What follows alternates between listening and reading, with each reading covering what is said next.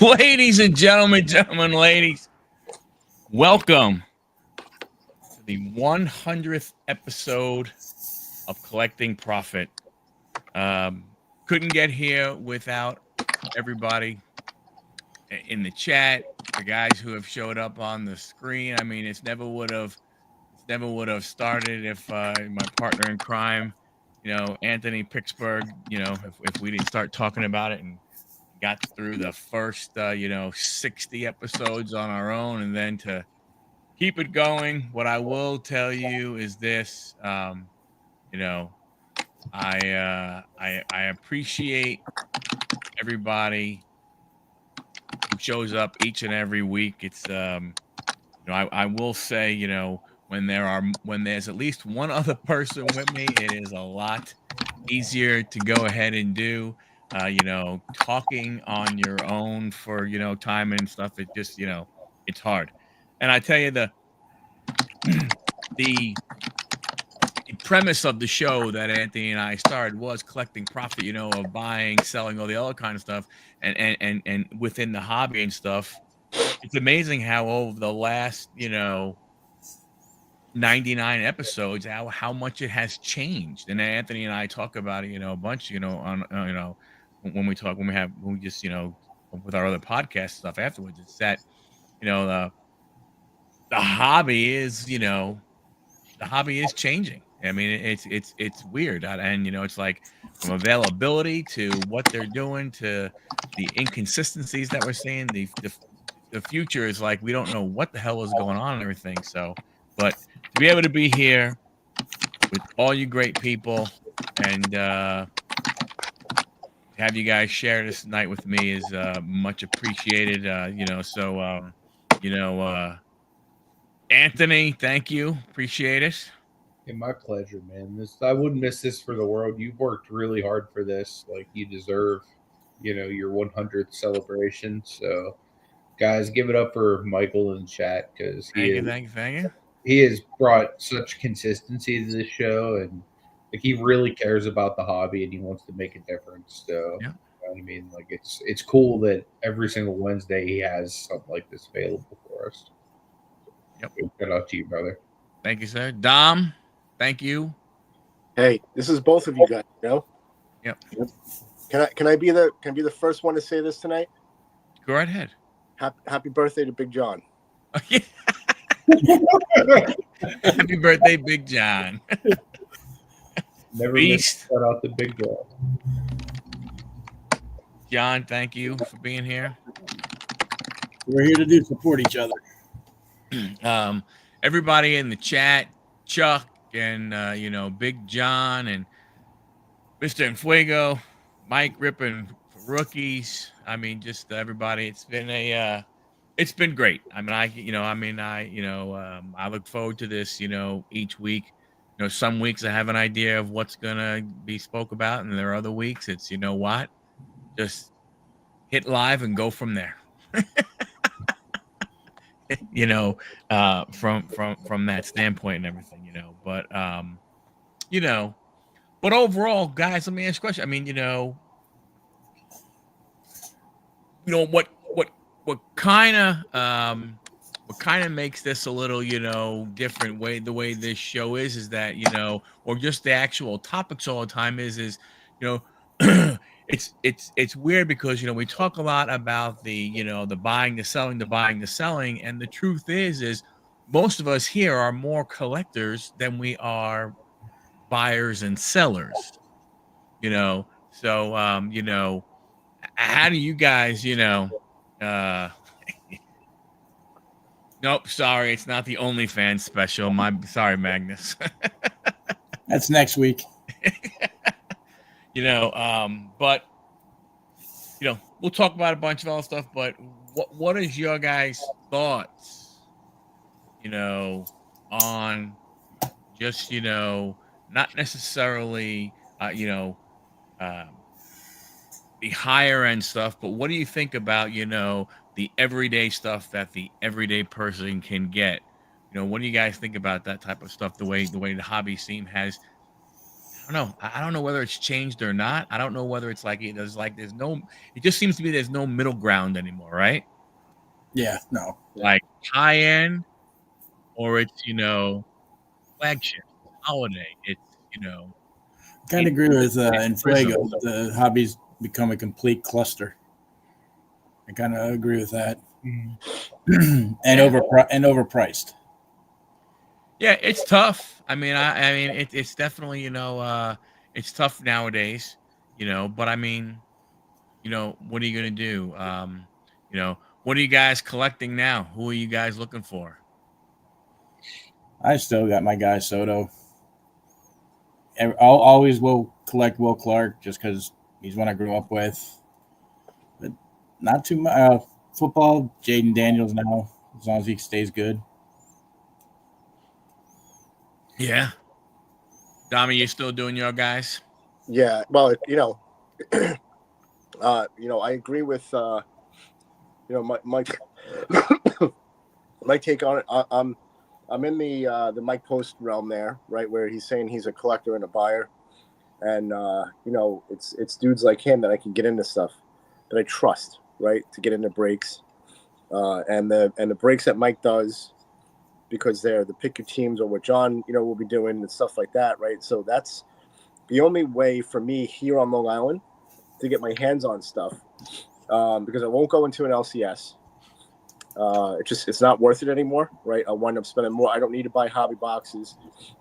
I'll go look for base cards now on eBay, right? That dollar, I heard it first. The dollar shipping on eBay, right, has made a world of a difference. I don't need to get a $500 card. I'll get into team breaks and stuff. I do like some case breaks.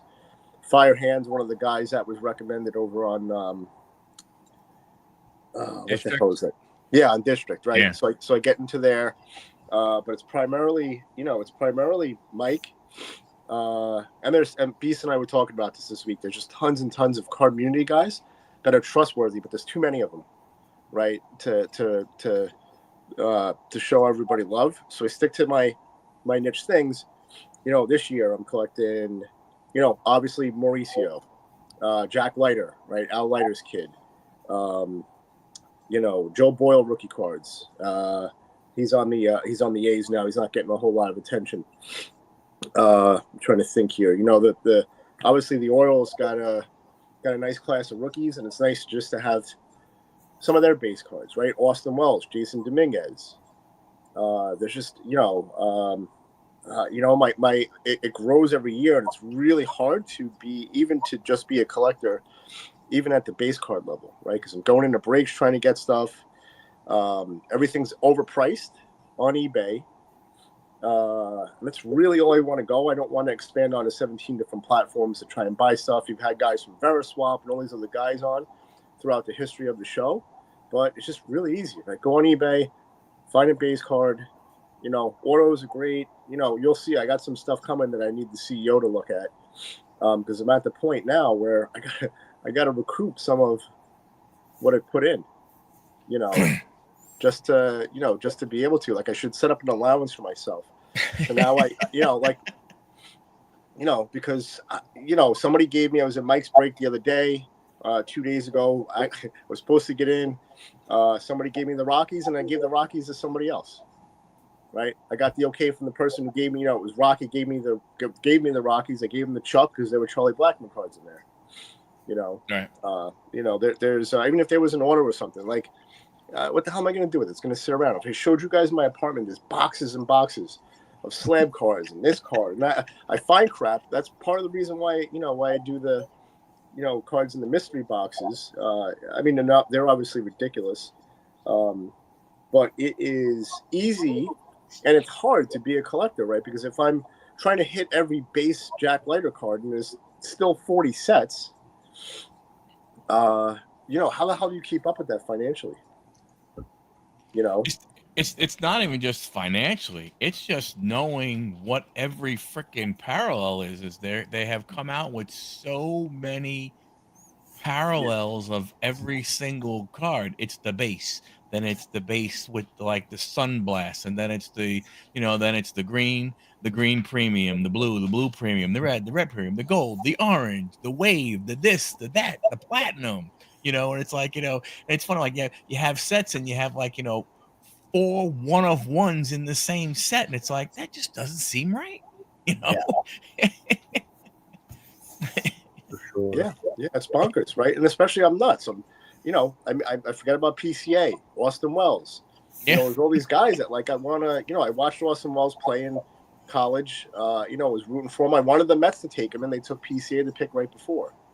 At the time we didn't know what we had with Francisco Alvarez. And realistically, he was a runner-up for Rookie of the Year, but Cowser should have won that. This was some bullcrap awards this year, so. Larkin's been saying it for a while. They're bullcrap. So, yeah. I mean, I don't know. I think Anthony, you're more football though, right? You're more football, basketball. For the most part, I mean, I have been collecting some schemes though recently, just because I'm a football guy. But I try to, with so many cards being overproduced lately, I've been really trying to niche down to like the more important cards, like for tops or whatnot. I've been trying to stick to more first Bowmans.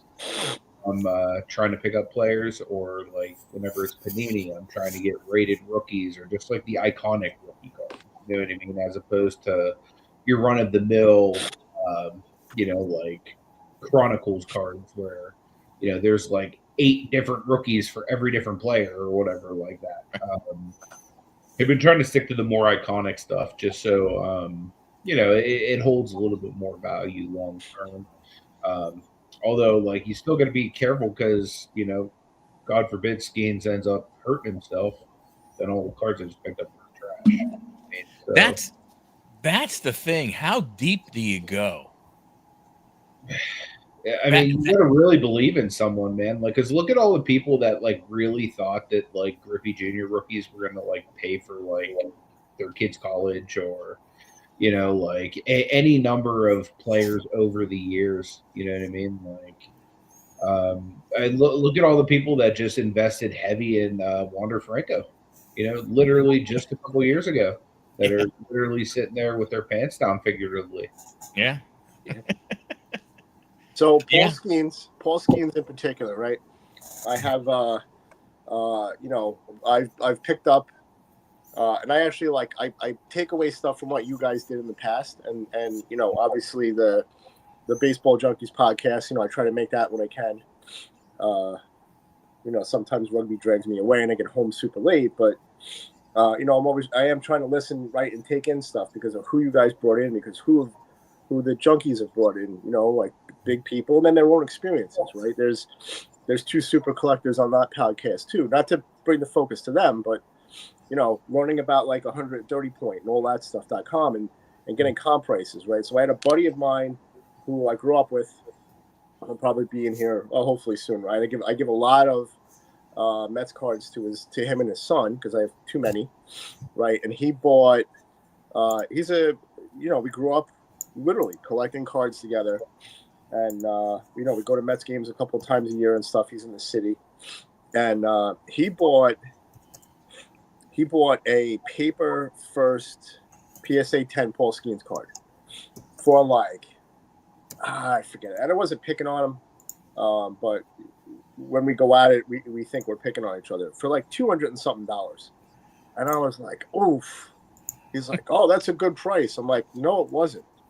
It wasn't. I'm like, go on 130 point, and then look, it's 150, 100 and whatever. Now, so this was in like the middle of his, right before the All-Star break or right after, right? And he bought that card as an investment. Now he is a collector. He collects, vintage jerseys, hockey jerseys and stuff, baseball jerseys, and he has fun just opening stuff up with his son. He doesn't have a channel. He just, this is one of the things we did for fun. That we almost predate. Well, we actually do predate Nintendo and stuff like that. So, the console. So he buys that card, and he thinks I'm picking on him. He's like, "Well, what should I have paid? What were the comps?" And I tell him, "Go to 130," and he's drunk and he can't navigate through it. There's too many ads. I'm like, "All right, I'll send you screenshots." This same card sold for $140 today, right? Do your research. And now, even when we want to be, because he bought that card to invest, but when he was buying that card even to collect, right? He was a pitcher in high school. And he was a really good one. He just happened to be a better hockey player, so he went that route. And he was an all-star on the island and stuff. But so go look at that card now. I did it just for shits and giggles. I was going to try not to curse, sorry, Mike, but it was $75. It was $75. It went for 200. He bought it 200 and something. I know it's the off season, and he obviously just won Rookie of the Year, and that's contentious whether he should have or not. But even when you try to collect, there's so much more at our fingertips now to be able to collect cleanly, right? I get off, watch a card, people give me offers, and I can go in and look at comps, and it's faceless, right? Like it's easy. I can say, no, I don't want to pay that much. I'm like, sorry, if you come closer to this price, which the past 3 of them sold for, then I'm good. But so now that that card may never jump back up. When is it going to jump up that high? When Skeens throws a couple of no-hitters in a row, But that's just it. I mean, so like, I guess when I look at it, and I look at from an investment type standpoint, I mean, aren't you really talking about? To me, I think when I look at the market, isn't it really more just like the one of ones is where the investment part is really going to come from? I mean, I guess the difference is I should clarify that of saying from my perspective, if I'm thinking of an investment, I'm not thinking of buying. I mean, I'm not thinking of just doubling my money up $100 card that will eventually turn into 200. To me, it's more of a, hey, this card's going to be, a 5-figure card, one day. And to me, I think, isn't that nowadays really more just those one of one type cards and not, just any card? In your guys' opinion? Well, it could be an auto card. It could be of 5, of 25, right? Yeah. The way I look at it, I see some people that, especially like during COVID, where they'd be stacking certain players, like they might have 20 Michael Jordan rookie cards or whatnot, or for example, Luka Doncic, like they might have 20 of his base prisms, and even though that's not going to go as much as like a one or like an autograph or anything like that, but it's like the whole, would you rather have one PSA 10 or would you rather have like 4 or 5 PSA 9s of the exact same card? You know what I mean? You're still going to get a gain. It's just not going to be big across the board. So, I've seen a lot of people, like, especially if you're not like balling investment wise. I mean, like, you can't go out and, thousands of dollars on cards. So some people might put smaller amounts out to, stack stuff like that way. Yeah. Mr. Fuego, how you doing, buddy? I'm doing great. How about you, gentlemen? Doing Welcome great. on, Doing sir. great, sir. Thank you for joining. Much appreciated. Hey, it's welcome back, right? Yeah, this is actually my 3rd appearance on the show. Yeah. Yep. But yeah, I'm glad that John actually invited me over, because it's where the hobby is going, for a lack of better terms, sucks. Okay, I mean, you see it on YouTube all the time. All these kids with these thumbnails. I spent 6 figures, 5 figures at the Dallas card show, the Burbank card show. Okay, cool beans. You've got that liquidity, whatever the case may be. What about your collecting habits? You planned on sharing that? No, they don't. Right. Okay, I mean, there was an article that came up a while ago when Fanatics did their show at New York City, and a lot of the flippers, started clutching their pearls, catching a heart attack, because you had one of the older collectors sitting down, looking through the value bins, trying to piecemeal together the rest of his set. I mean, that's what it's there for. Am I right, or am I in a different spectrum or something? So, not going to the Fanatics one, I don't know what their thought process was and what they were trying to do. But to your point, I mean, watching some of the videos of some of the YouTubers that were there and stuff, it was more of, to me, it seemed that they were trying to do is more of an experience for people than a card show. Right. That's just the way I took the information that I got, from people's videos. I would be okay if, let's just say, for the sake of argument, Dom decided to do up a video with the same thumbnail saying, I spent $5,000 at a Yonkers card show. Okay. Us knowing how Dom operates when it comes to the hobby, we already know everything he's going to be looking for. The first question is, where's your Met section? I mean, and then when he finds something that is eye appealing, he's not going to be talking about this runs for X amount of dollars. It's sold for this amount back in whatever, this will make a great flip. Okay. If anything, you'll be like, you know what? I was looking for this for 6 months, a year, couldn't find it at those prices, at the price that I was comfortable with. I found it here. This is a great addition to my collection. You don't see that nowhere. Well, I'll say this. I've seen it with two guys in this panel right now, right? Watch Pittsburgh's videos. Watch Anthony's videos when he goes to a show. He's chasing stuff. He's having fun. If he's setting up, right? And John, the same thing when you were going to shows in Fuego. When you were going to shows, you had it. Hey, this is when I'm going in. I'm going to trade these cards, or I'm looking for, even predating Julio, right? Coming up, chasing who you were chasing. Your buddy, the cheater, A-Rod. Not taking a shot at you. I'm just not a fan. And but you guys are super collectors, right? Going after his LeBrons and going after the Steelers. Mm-hmm.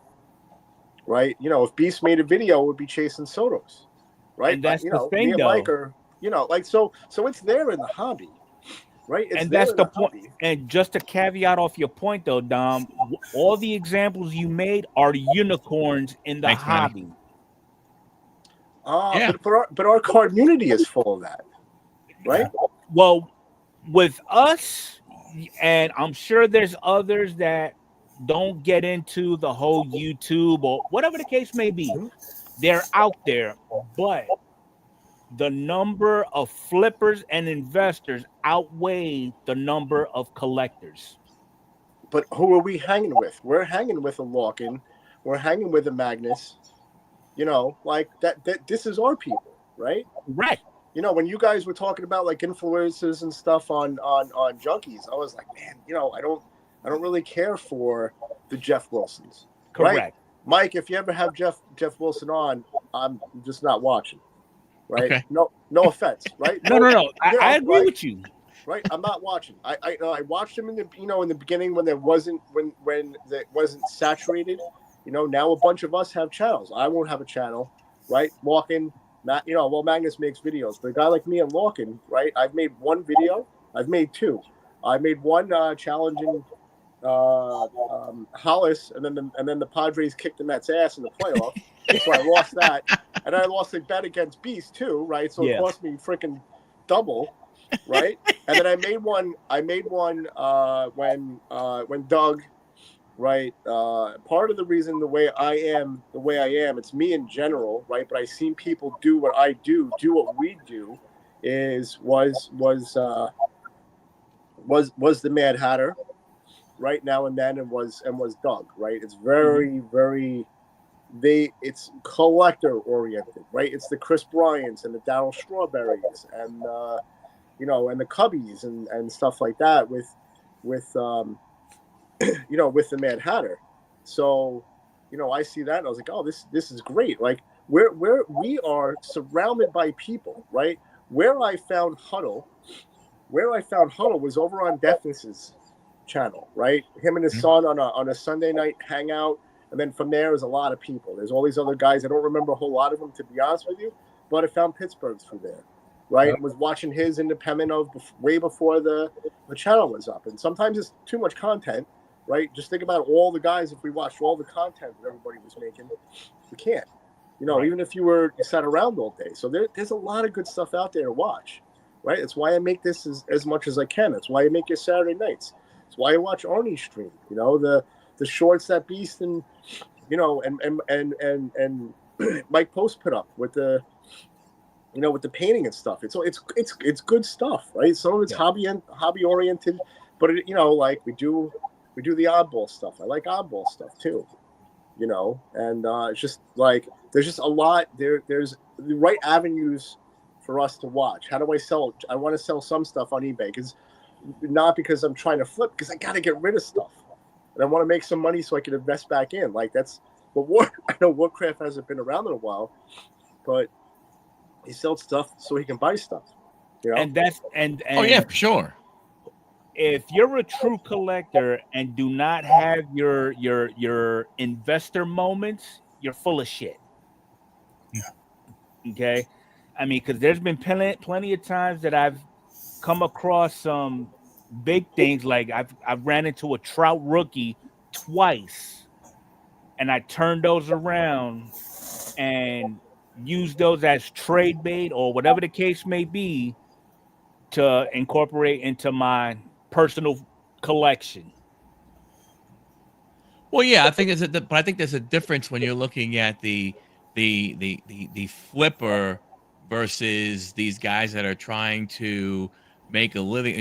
It to me, when you look at the guys that are on, when you talk about those guys, I went to the Dallas card show and did this. I went to the Burbank and did that. I don't know how much of, and I don't know how much of an attachment they have to the player. Let's say, you know what I'm saying? Of the card. You look at a J-Rod and an A-Rod card different than you do a Mike Trout, right? Correct. Right? You look at a Trout as currency, right? And I'm going to use this to get something for it. Where you look at your A-Rod and your J-Rod and go, well, you know what? The only way I would get rid of, let's say, this graded J-Rod that I have is if it was a 9 and I found a 10. Correct.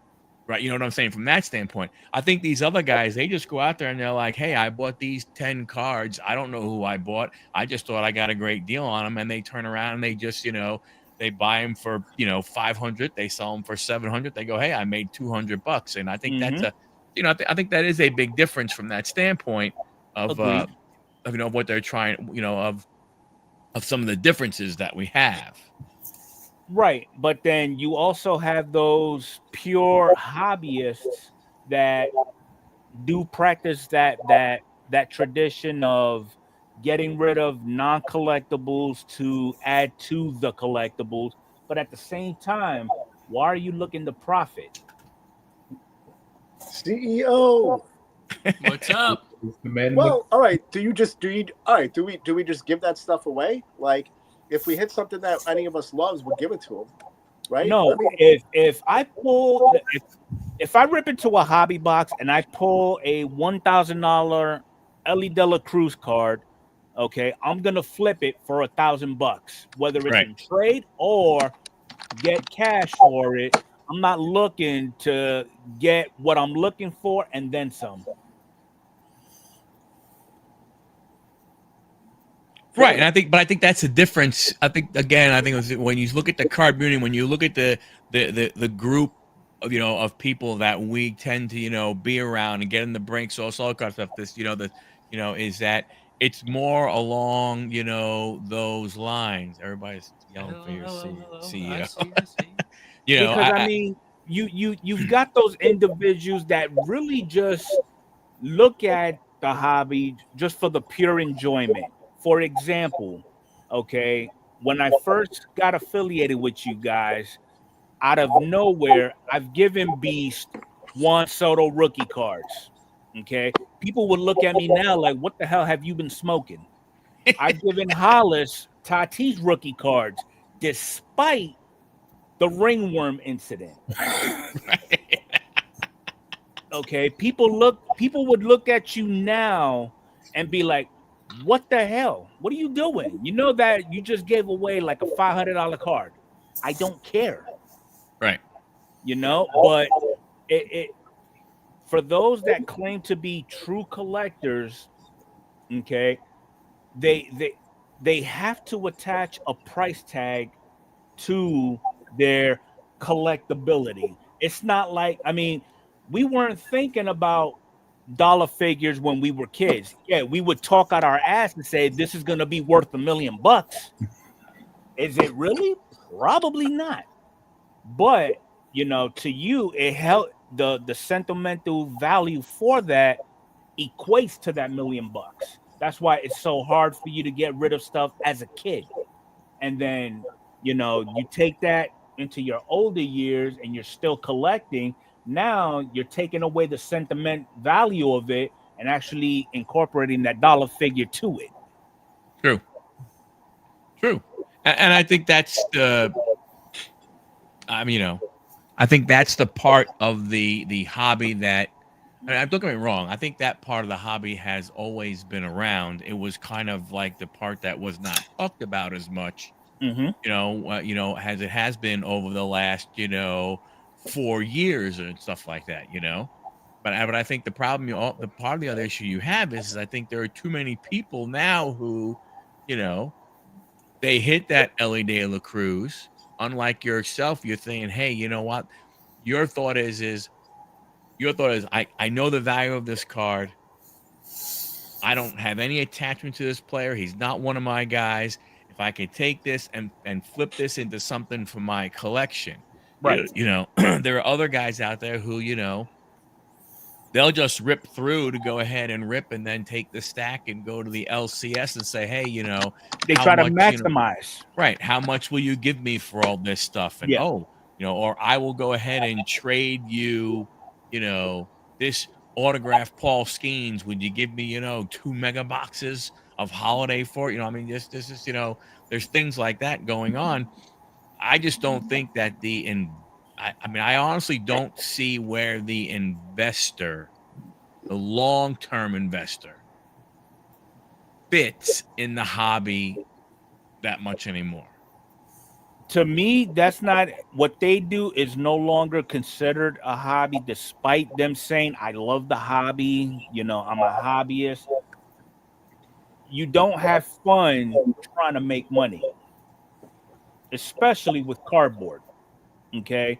If I was to go into a regular card shop and I see table A with Jeff Wilson, who has market movers, Kick but then over I his go table. and Kick the then right table next, over. Kick what it was that? over. Kick it Right over. next to him, I've got Beast over here, who uses the Beckett magazine to value his inventory. I'm gonna go to Beast. Okay, because it's straightforward, to the point.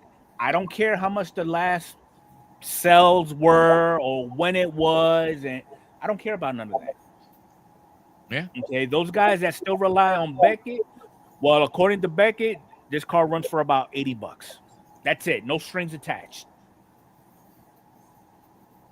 Yeah, like I said, I just, you know, I think from, like I said, you know, from a hobby perspective, I definitely think it has changed. And now you look at how the game has changed even more with the companies going out and signing the exclusive autograph deals. Mm-hmm. And now, you know, you can't get even though, you know, you can't get a Webinyama, you can't get a Caleb Williams, you can't get a Jaden Daniels, you know, autograph on a licensed product right now. I mean, Caitlin Clark was practically a nobody 2 years ago. Now she's one of the most sought after players today. Right. Yeah. Yeah. I mean, like it's going to be interesting, like what happens with Travis Hunter from Colorado, the football player. True. When we were kids, there wasn't the Willie Mays and the Mantles and stuff, right? Those were super rare. And those we didn't really know the value of those if you had those in your hand, right? The value was I want my team set. I want McGuire before it finds out that he was cheating, or a Kirby Puckett or a Sabo or Fernando Valenzuela just passed away, right? Like superstars, like rock stars. Those guys were rock stars when we were kids, right? This is all of us, right? When we were kids, there weren't, it was just base cards, right? Up until like '89 with the FF card and the Juan Gonzalez Donruss era card, right? There was no you maybe pull the All-Star insert out of Topps, right? Or the Diamond Kings, like those were awesome, but we were just collecting for the sake of collecting. Yes, there would be a along comes Griffey, and then the hobby kind of evolved, right? Right. Because really think about it, I wouldn't have if it wasn't for bleeping YouTube and sliding Phil's polls videos into my feed, I never would have got back into the hobby. I've always had cards, right, but I wouldn't have all the crap I have in this apartment weighing me down. Think about it, Beast and Anthony. When like what you were chasing, I mean, Anthony's a little bit younger than us, but but think about it, right? Like, it was all there was base cards. There weren't autos. You could go to a show. You could go hang out at Shea Stadium, and try to, but I mean, I wasn't allowed into most places as a kid. That's a whole other story. So, well, the shows were at like the VFW hall. Yeah. I wasn't allowed in the there Knights either, of Columbus hall. It's like they were, places like that. Now you look, Pittsburgh, they have what? They have the big one where Mark, we had Mark on the show. Mark rents out space in the in the mall, and stuff like that. And I mean, and you see what the National is like. I mean, it's just absolutely, ridiculous. 700,000 square foot, and everything. But the thing is the deal, in my opinion, the deals aren't, where they are. Like you would even think like when we went to the National, you would think that you could go ahead and you can find some deals and stuff like that. And to your point, people are getting out their phone. They, they go right to eBay. They go right to Market Movers or Card Ladder or pick whatever it is and go, hey man, look, the last 5 did this. Mine's fairly priced, so I'm going to go ahead and stay put. Well, okay, I would do that if I was buying a card. If I'm looking for something, now I have the ability to, you won't see a $5,000 video, unless I trade in Fuego's, Julio slab collection. Then I got $5,000. But or realistically, Pittsburgh's, LeBron collection. I'm sure it's worth, 15 times that, or one of his luchador masks from back in the day. Like if I'm looking for something in particular, my Grail cards, which is Ricky, Ken Griffey Jr., all with the football pads, Paul Yzerman's rookie. I want a Patrick Ewing auto card, on-card auto, right? So that's one of my Grails to go look for, right? Of course, I'm gonna, just because I see it doesn't mean I'm gonna go buy it. We're a little bit more informed now, and we're more informed because of people that give a crap about the hobby, right? It's in Fuego and it's John. It's Pittsburgh and it's Mike and it's the real guys. It's a striker, right? Who's nerding out and doing stats and not just go bet on this and go bet on that, and be an influencer, right? Striker might be a little bit, but I'll take listening to you guys all day. If I need to know something, I'll text Beast. Larkin's got data, right? It's all at our fingertips. Yeah. For the most part, right? I mean, from our perspective, and this is just a generalized question for the four of you, what would it take to turn the impression of what we see as the hobby today to what it should be? Wow. It would take a lot, I think. I don't see it happening, but it would take a lot of us to really get into it and get the right people onto it. But it'd just be so hard.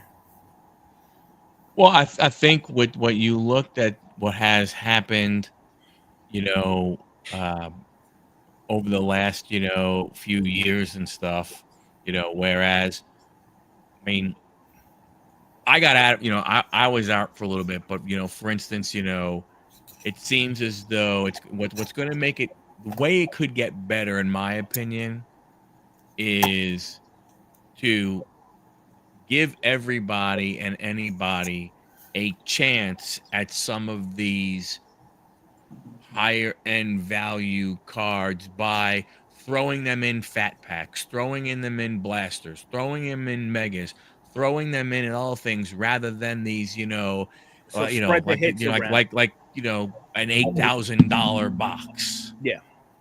Hey, $8,000 box, you could buy it, and guess what? How if they made 1,000 of those, there's probably 4 people that are going to make their money. Right what you're saying there. You take Gilded. What do you get? 4 or 5 cards, and if you're lucky, you might get that one card that pays for the box. If you're lucky. Well, look what they did with Webb and Yama, even $8,000 a box, and what did you get in that? Yeah, people go, "Oh, you're guaranteed an autograph in it."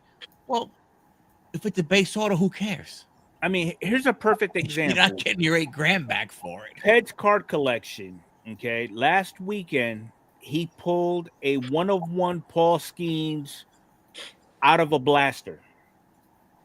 That pull made it onto If Sports, who does its top 10 pulls of the week. Right. And already there's been speculation that he's already been offered numbers up to $20,000 for that particular card. Right. Why? That wasn't even autographed either, was it? I don't know.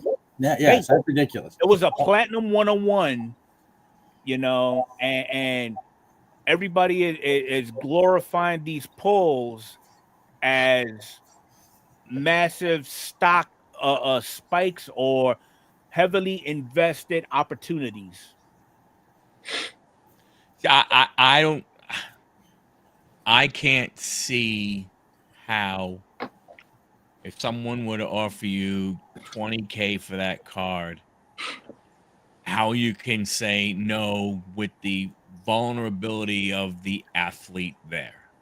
Exactly. I think if somebody offered me $20,000, it's yours. Come get it. Nope. I'm gonna tell you like this: if somebody tried to offer me $20,000 for my PSA 10 Julio logo fractor, I'm gonna tell you to go pound sand. But you can't use Julio, man. Okay, He's your dude. If the same offer was for an A-Rod rookie card that I have as a PSA 8, you're still gonna pound sand. All right. Well, what if you pulled that Paul Skeens card? What are you doing with it? What am I doing with it? Yeah.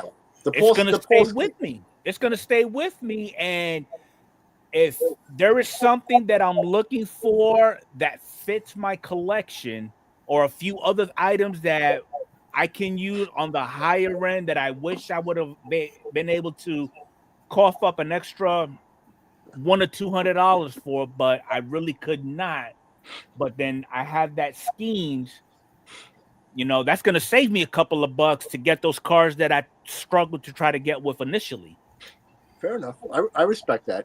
You do have a famous line though, about your tours, so we'll leave it at that. I got 2 tours in the 4th grade. I'm not picking it's all good. I got some feedback about the hobby itself, but I'm curious to hear what Anthony has to say. I personally think that if you're going to pull big schemes like that, it's a damn shame if you're not sending it to bank, personally.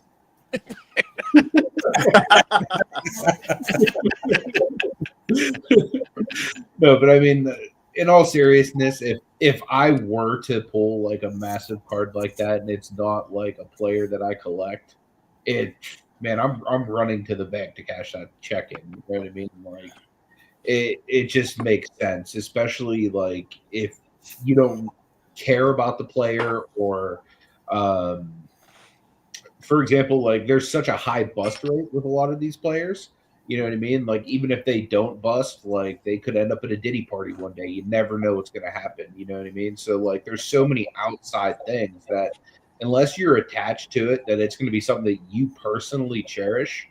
Man, get the money and put it into something you will cherish, and then have some money to spend on yourself for things that you actually need. You know what I mean? So that's my perspective on it. But again, if it's something that like I love, like, and it's a player that I'm really into, I wouldn't be against keeping it. But again, keep in the back of your mind that it could be a card that goes drastically down in value if the player doesn't pan out to the potential. Yeah, I mean it's tough to know that to me when you get something like that, it's a fine line, to walk. It's even if you look at football players, right? Even if you let's say look at Jaden Daniels or you look at Caleb Williams, right? And you get the one of one logo, whatever logo fractor, this, that, the other thing, and everything. And you know, the guy goes ahead and takes a friggin' hit upside his head and boom. I mean, it's a fine line to walk with certain players. I know I'm Mr. Friggin', Johnny, I mean, to tell you, I mean, and look at it from a standpoint of is I was thinking more along the lines of the way you were in that, hey, if I had that card, somebody offers me 20, maybe I see if I could go ahead and throw it out. Maybe I can get a little bit more, but I'm going to think more about getting rid of it so I could go out and get something, that would be in my collection. So I would flip the card into something else. I'm not saying like I wouldn't necessarily like, hey, I'm gonna hold it, I'm gonna take that 20, I'm just gonna not do anything with it, kind of to like what Anthony said, maybe I get that, that signed jersey, that I've always wanted of, player X or something like that, from And that that's another standpoint. thing that blows my mind too. When you talk about football cards and basketball cards, some reason they are the value for those particular sports are like anywhere from 5 to 10x higher than baseball, but baseball's been around the longest. Exactly. That don't make no sense to me. It doesn't. That's like basically if Sean was 16 years old, he qualifies for the senior citizens deal at your local Golden Corral. Because back in the day when we were collecting, they were all basically valued the same. Mm-hmm. Right. It wasn't, something better than the others. It was all Something might have been $1 compared to, Don Mattingly compared to, Ruben Sierra, right? Don Mattingly might have been $1. Ruben Sierra, solid player, right? Yeah. It might have been 10 cents. Yeah. Right. So, and then there's levels to what you pull, right? There's levels to that elite card, right? Willie Mays, who I consider the best baseball player ever by a long shot, right? For my own reasons. Just the proof is in the pudding, and it's my opinion. There's people could say whoever they want. I mean, when he was a kid, he looked up to Mookie Wilson, right? So that tells you a little bit, how of Mookie Wilson's value in the sport, So if he just passes away, and I get one of his last rookie cards, like I'm hanging on to that. But man, if I see that like one sold for like 56 grand, that's life-changing money for a broke dude, right? So there is that part of it where, I'm not rich like Mr. Enfuego where I can hang on to a $20,000 card, but Mr. Enfuego is also super generous, right? So I can't ever take anything away from, it's how you look at it, right? But, Paul Skeens, like, maybe we traded to, when I say we, whoever, maybe we traded to, we traded to Pittsburgh. But if I hit some Met 101, if I hit a Mookie or a Ricky Henderson, like high value card, man, that card's not going anywhere. Same deal. It's staying in my collection. I'm like, fuck, I almost wish I didn't hit this. Because it's got no value to me. It's invaluable and it's not going anywhere. Right. It's just going to stay in my collection, and I'm going to lose it 5 times. Because again, you guys can see I got a desk full of shit, and it's like it's like a 20th of who I collect, right? It looks like it looks like Anthony's back wall. I've personally seen it, just so y'all know. Yeah, and it's gotten way worse, and it's got a gigantic box of shit from Mike Post today, right from the break. Like a 12, literally a 12-pound box, and there's something in there for Mr. Infuego, right? How does the hobby get back, right? So here's my take on it: we need cheaper prices, right? We need cheaper prices. I wasn't collecting hobby boxes. I was collecting hobby boxes in the late '80s and the early '90s when I was selling candy in school, or flipping cards, because that was, my parents are broke, and that was it. I was trying to mow lawns, but people wouldn't let me around power tools. So, that's hard to do. Look who's out of the basement. Oh, I'm definitely out of the basement. He's in the forest now. I am. But, Dom, I tell you the truth, but quite honestly, for the most part, the toothpaste is out of the tube when it comes to pricing of cards and everything, and I just don't know how the companies are going to be willing to go backwards. I mean, because you look at the back in the day when we bought, if you were lucky enough to buy a box, it was like $50 to $60 back then. We thought that was outrageous. It was outrageous. And now we're looking at $200 for a box of Stadium Club. That's not worth it in my book. Yeah. But so that here, all right. So here's the other part of it for me.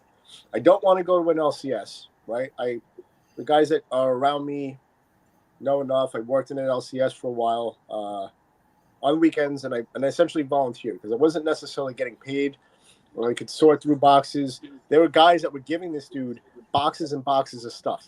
People just didn't give a crap. They were looking for specific stuff. They were too old to go on eBay, and they would open up boxes of Chrome and Optic and all this crap and give back. And I got to sift through. The dude had multiple sclerosis, so he couldn't move. He was getting worse and worse. I saw that in the 6 months or so that I helped him out, right? But I got to sift through the cards and pick stuff out, and and he would save a hobby box for me, and there just got to be way too much. And there were other reasons too, right? And he sold the shop, right? I don't need to buy hobby boxes anymore. The thrill is gone, right? I had hobby boxes sitting around for, I'm like, I got to open this. I got to go through, and I love Heritage, but shit, I got to open up a whole hobby box of Heritage, and I can't open the packs because they're fucking they're glued too tight, and I'm going to get a freaking Framil Reyes, I'm in it for the wrong things because I'm not appreciative of that Framil Reyes freaking relic card. Well, I don't need it. What am I going to do with it? It's going to go in one of my mystery boxes of ridiculous that I give out. Availability, right? So availability, right? They make this exclusive to retail, and they make this exclusive to Walmart, and they make that, you got to go to Target for this. Availability on Long Island retail. I went to a Target, pick up some stuff for tomorrow. I went to a supermarket where I'm usually not. It's a little bit closer to my job, but it's out in Comac, right? So it's west of where I work, but I went because I had to pick up some stuff from Whole Foods, and holy crap, they had freaking 10 or 20 blasted boxes of Gypsy Queen and Stadium Club. I haven't seen that anywhere. I know they were relatively new, but I was like, holy shit. My first instinct was, I'll buy them all. And then I'm I'm not buying them all. What the hell do I need them all for? Right. Beast and I have already opened 5 boxes of freaking Ginter or whatever it is, right? Stadium Club in other breaks. So trying to find stuff. And then we do this to ourselves because we say, oh, this is really rare and this is really rare. And we hype all this crap up. So we do some of this to ourselves, and then we outbid each other on breaks and stuff. rightfully so, care, right? Mike, I know it's tough for you and I. Sometimes I'm hands off. If you're not in a break, well, I'm going for the nuts. I'll take a step back now, or I'll split them with you and Joe. Oh yeah, I agree with you there. That it is the chase, and like you're saying, breaking has changed the hobby so much from a combination of prices, availability, stuff like that, right? It has gone ahead and it has changed things immensely, and let's face it, it has made things, it has made certain things a lot more expensive to try and and get in, because everybody, if you're getting into a like baseball, you get into the baseball. Well, the only good thing about baseball right now is that there are 3 or 4 different teams that you're going to want to try and get, so you can get the Orioles or you can get the Padres, or you can get Pittsburgh, or you can get the Brewers, right?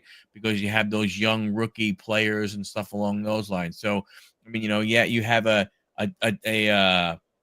decent shot of going ahead, and getting something, but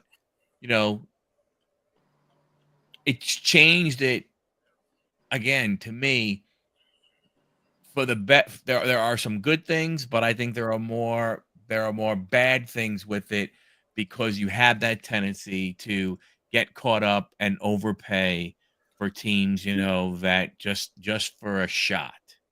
I will jump in and interject though, Mike. You make a good point, but I'm also glad to see that there's are individuals out there that provide you with that information. And what I mean by that is, for example, with breaking, you said it's pretty much expensive. You're gonna have to get a cheat team, you got to put the DD house up. Right. Okay. But you've got some individuals that came up with a website, and I'm sure you know of it. Break comes, I put the link in the chat. Yep. You can go shop around and figure out, okay, I collect the Yankees. Who's going to provide me the Yankees at the cheapest price? Because, if it was a pick your team break, Yankees would probably start out cheapest $200. We'll say Stadium Club. And then on the high end, you'll see somebody like, I don't know, Backyard Breaks. They're charging like $525. Right.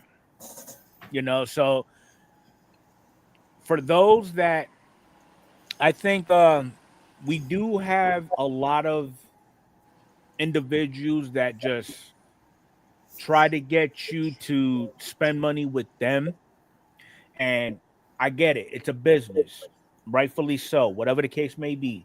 But I'm glad to see that there's deterrence in place that would make individuals who get into stuff like that think about who they jump in the breaks with before they just go ahead and start coughing up money. Next thing you know, they're walking away with just 2 cards and you're SOL. And we've all been there with that. Right.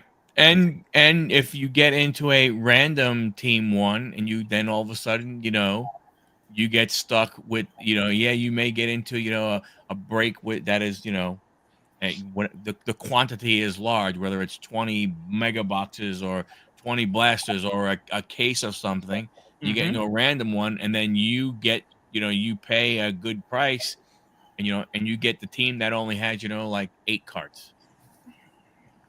And you may wind up getting about 60 cards, but you get 8 copies of each guy, of each guy. That's where the team. That's what. And that's a big thing with. And I love Striker because I've been with him for a long time. But his breaks are now upwards of $200 a break. Now it's high end stuff, but they're random, and you can't trade there. So you get the Rockies in that. You're pretty much screwed. Yeah. Well, I mean, it depends too, because I actually got into a break with Striker today at 5:00 when he did his high roller. I landed with the A's. Okay. and he pulled me a couple of nice soda stroms that I know for a fact I can think of 3 people off the top of my head that would find a good home for them. Right. No, I'm not. You can sometimes get that way, but others. That's why it's so hard to get into a randomized break that doesn't allow the trading or an option to trade, because you could lose out pretty big. Yeah. And you got to be a member to get into his breaks. That's my only knock of him. Yeah. Right? Like, he's a good dude. He cares. He legitimately, like, he pulls cards, and he's either a fantastic actor, or he's just generally like, oh, you know, he hits a Tatis, or he hits a whoever, you know, or even if it's not somebody that he collects and it's a solid player, he's like, oh, this is great, you know. And then he's honest if it's some bum, you know, if it's fucking Josh Donaldson and it's a 1-of-1 card, you know, that the shithead that guy is, Yeah. right? He's gonna go, oh, what a bum! I'm just gonna throw it out, because who the hell's collecting that guy? Right. You know? Yeah. Yeah, but to charge it, you know, to be a member, whatever it is you got to be in his breaks, like, I'm good, man. You know, I'll watch the videos where he does the breakdowns, and we're seeing it anyway, right? We like our group is taking that, and you know, a Mike Post is buying stuff and going, hey, you know what? I watched Striker, and this was the best value. We're gonna get the most amount of cards, Right. you know, out of it, right? Because we are collectors. Yeah, we want to hit, you know, we want to hit the 1-on-1 Julio. I want to hit the 1-on-1 Mauricio, right? That Mauricio is not going anywhere, so don't ask, Mike. But you know, I won't. you know. But I mean, look, I share enough. But the Julio, you know, look, you know, is probably going to make its way to, you know, the first person I'm even going to talk to is going to be in Fuego, or it's just going to wind up in a package to him. Although I've never sent them anything, because it's too. I don't pack my own stuff. I have a problem doing that, you know. You got to get some people. So let me ask you. So with break games like that, you associate socks with it. yeah. Yeah, well, you know. Let me ask you a question for each one of you to go ahead and answer. I got a pair of socks from Larkin in a Larkin mystery box off the. I'm going through the box now in the Manhattan appreciation now and then. You know, that makes me happy. What are your thoughts on individual player breaks? That is a headache that, if I was a breaker, would avoid. I don't know how the hell they do it, but I tell you, on District, it's very popular. I mean, what I have seen, because I have gotten into a couple of player breaks, is a lot of the lower tier players, you know, your Hans Kraus, your Timmy Two Teeth, and all those guys, they would bunch them up into a package price, especially if they're the last ones. You know, so I mean, I've seen those, and granted, a player like the last player break that I got into, it was a 5 case of what the hell was it? I think it was Flagship, if I'm not mistaken, and it literally took 5 days to fill. Holy shit! Wow. Yeah. What are your thoughts, Matty? Well, I mean, I got into a few of those player-only breaks, and I don't know. I didn't hit anything, so it's the only breaks I can honestly say I didn't get a single card from. So, I don't know. I'm not sure how big I am on those. I didn't even Anthony? realize they did those for sports. I've done them for Yeah. wrestling in the past. Like back whenever we first started doing WWE, I'd buy into a bunch of the Prism / Select breaks and stuff like that. But yeah, like I said, I didn't even, none of the people I break with, and I don't even break too frequently. Like if I do, it'll be like somebody I'm friends with has a break. I buy into it. Most of the time, I'm a singles guy for the most part. But yeah, I didn't even realize that there were sports being sold by player. Like most of the time, I just get by team. It's been a couple of years now, honestly. Like you know, I go that route for players, right? Specifically, you know, I'm gonna point to, and Mike, you may agree with me, you may not, right? You especially if we're and look, Beast knows it because I spread the love between breaks that Beast has had. I don't care about most of the Mets. The past couple of years, I don't care about. This year's a little different, but last year I'm not a big Scherzer fan. And then half the players were guys that weren't on the team anymore. I don't care about them, so I don't need the Mets. Like I'll get them once, and then I'm if I hit a Stadium Club David Wright card, I'm happy. If I hit the rookies, I'm happy for the most part, right? I don't need a freaking Grant Hartwig, Ray Wave, because he got cut anyway. But so I can't. I'm not in what we do in the card community stuff. I'm not gonna outbid or go against Maddie, who is I consider a good buddy of mine in the card community, to go get a PCA card. Between Gradeworthy and Fuego, I can't get the Yankees. I want some Austin Wells cards. Yeah. Like who doesn't want even a base Jason Dominguez card, right? Just to have it, right? Whether he's overhyped or not, I guess we'll see next year if they give him a shot. It's worth having a base Skeens card and not having to go crazy. Now, I mean, whatever, you can go buy it on eBay, but if it's a case break, it's worth it to go get just that guy, right? If I want a Joe Boyle card, I'm not going to go after the A's for that. I'm not going to go get the Giants if I want a Conforto card when he was playing for me. Right. Like I collect half of the rookie pitchers within the past couple of years, and Fuego kind of knows this because I'm still trying to dig up some cards to trade with him. I go after the Hancock and the George Kirby's, and I'm paying attention to their farm system because one of my best friends, her nephew, is Taylor Dollard, and he was a high-end prospect for them. He got hurt and he's fallen off a little bit, so I don't even know if he's in his top 10, but he's playing with a George Kirby, and he's been playing with an Emerson Hancock and some of these guys. And I'm like, wow, I'm watching them pitch for the Modesto Nuts and all these other teams. I'm like, wow, these guys got it. And I'm like, I like this guy, right? And then I watch behind-the-scenes videos, and they're all chatting, and they're nice to him, and they're looking out for him. I'm like, I can appreciate that. I'll probably never meet the kid unless he gets traded to the Mets, and he's unprotected right now. But like, there's a connection. I have, honestly, Taylor Dollard in 2021. He was a 5th round pick in 2020.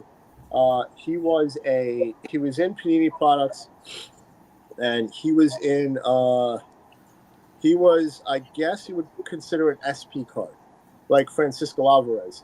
All they had was an autograph. Right? Oh wow! I have no bullshit.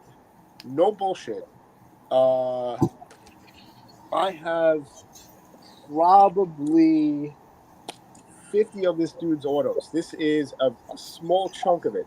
And I have given away half of my collection to my friend Marianne, right? Because I drink a lot, and I go on eBay, and I say I want this.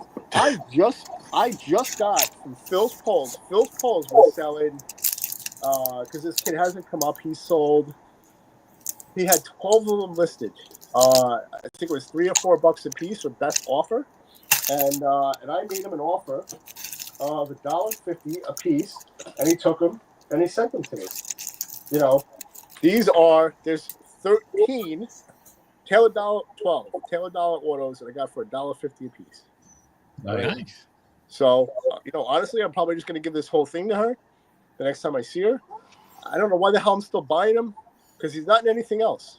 He's in some minor league cards, but I PC this dude because, hey, there's a connection. It's my friend's cousin, But the hobby fucks this up. I can't even get a base card of his, right? Unless I go Panini, because they made him an SP, Francisco Alvarez. There's no base card of him when he got drafted. It's all autos, right? And they were going for hundreds and hundreds of dollars. How do I get my? It's not going anywhere. I almost want to tell like a collector, hey. Nobody's gonna go for it. Let me just buy it for a real price, Or Jared Kelenic, hundreds of dollars his PSA 10 chromes are going for. Now, if I gave him away, somebody would be probably insulted if I put him in a pack. Why are you putting this guy in a pack? Well, I did. I have. I get it. Flip them.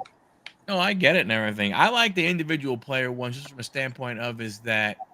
you know, if you are looking at it, you don't mind, putting a couple extra bucks in to go ahead and get a player, along those lines. But again, it's kind of hard, if the player only has, let's say you were doing Stadium Club and he only has a base and he has a Stadium Club Chrome, right? I mean, it's hard to go ahead, and pay a lot for that player when, okay, if I'm doing a case and that's 16 boxes, I'm only going to get, at maximum, I'm only going to probably get 16, 18 cards.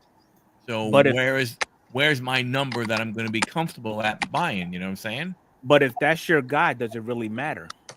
No, no, you're right. It doesn't matter. That's why I think a lot of the people who watch this, a lot of people that we hang out with, the channels that we go to, we are more of in the, the collector portion of it than we are in the investor, Yeah. a part of it. And again, I've always said, I do go ahead and I buy and I sell cards. I sell cards hopefully to get that money back where I can go ahead and buy, something, that I like instead. I mean, I'm not I don't, there's no card that I have that I can say, man, I can hold on to this for another 20 years and I'm going to go ahead, and this is going to pay for a house for me. I mean, I don't have a card like that. Well, yeah, we know you do. How many houses do you need? You got a summer house, you got a winter house, you got a regular house. Well, if you're looking at I only buying got real one estate house in right New now. York, you'll be lucky to get a trailer. No, but I mean, I think that's just, I mean, I think that's when you're looking at the hobby and the way everything is going, the price of entry is, at a really good dollar right now. That they truly, all of them, for the most part, they've ruined the retail aspect, and you really can't even say they've ruined the retail aspect because the same Allen and Ginter blaster that you could get off a shelf at a Target or a Walmart is the exact same blaster your LCS is going to have. Yep. To a certain extent. Here's my example. You've got your regular LCSs, they've got partnerships with Topps, Panini, whatever the case may be. So they have those allocations. You'll always find that one LCS where all they're selling is marked up retail. True. I got one right by me that does that. Like, I mean, there's a spot near my house. This dude is charging $50 for a blaster of A&G. Yeah. No way. Well, I got one by me. It does the same thing. They buy the blasters and then turn around and double the price almost. And they sit there for years. So it's like they're never going to sell because nobody's paying that price for a blaster. But there are, if you look at the Topps odds thing paper they put out, you'll see Blaster SE, Blaster AE. Some of them are, talking to my LCS guy, there are different blasters for the LCSs if you get them in time. Okay. They're not really much different as far as what you get in them. Just the odds are a little better of pulling one of those special cards. Where it might be 1 out of 200, it might be 1 out of 150. Yeah, it's not a whole. I mean, I do like the fact that this year they decided to take Holiday and not just make it a Walmart only. I do like that aspect of it. I'm not gonna lie, I was a little surprised by that. I mean, I was surprised, but at the same time, I kind of, was waiting for that to happen. because when you think about it, they're really, I mean, that was one of the few products that was exclusive to a store. Now they may have had, like Panini would do a Walmart version and a Target version. You get, blue cracked ice in the Walmart, you get red cracked ice in the Target, Kind of like but they used to do with the Heritage, where you get the purple or blue in the Walmart, you get the red foil or whatever it was back then. Yeah. That they would do. Yeah. I mean, Walmart has not even had any holiday at all. It's been all basketball, football, and then junk that nobody wants, and it just sits there. I will say, oh, Blaze, what's happening, Blaze? How you doing, buddy? But to get back to the player break thing, I would love to do it, but Will Clark and Soto, the two that I would collect, both of them usually run for almost $200 to $300 in a player break, depending on what it is. And I'd rather just take that money and buy the card I'm looking for, instead of shaking the chance at that price. Yeah, I think from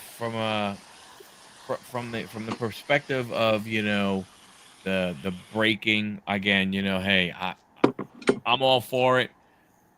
Personally, like I said, I could only imagine these breakers that do a 16 box, a case break, and they do it by player, of what the sorting must be like to get that. No way, I would never do it. That would take like almost 2-3 weeks just to sort it, and then you're packaging everything. I got to be honest with you. The guys I go with, north of 7 on eBay, right? Fire Hands on what the hell's the platform, Mike? District. Yeah, District. Is that it? Yeah, District, right? So those guys in particular, look, Chomps Beast, right? They were doing some player breaks. I'll give them this. They turned some stuff around. And then, I have a break for Austin Walls on something that has been out for a month, and I just got notification today that it was shipping. So, I'm not chasing everybody to go look. I'm not looking through a 3-hour case break for all the Austin Wells. When it shows up, I want to be surprised. Hooray, I hit some Austin Wells, and I'm happy. Chuck, you need to get your butt in here before we end. Oh, cut in half. Yeah, I tell you, the thing that I find surprising in a way is, I mean, I guess they're just going to leave it out there, but like the big Walmart by me, the one that has the biggest card section, because I have 3 that are within about 5-6 miles from my house. Lucky you. 2 of them have gone ahead and, I mean, went from probably, having 16 feet to maybe 4 or 5 feet now.